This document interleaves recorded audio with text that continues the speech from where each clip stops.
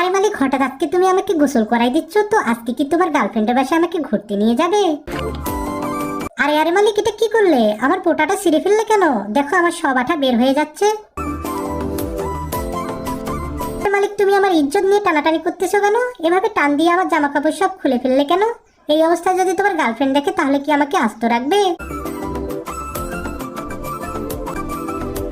আরে মালিক, তুমি আমার সারা শরীর কেটে কুটে এরকম ডিজাইন করলে কেন? তুমি আমাকে সত্যি ঘুরতে নিয়ে যাবা নাকি তোমার গার্লফ্রেন্ডের খাবার জন্য রেডি করতেছো?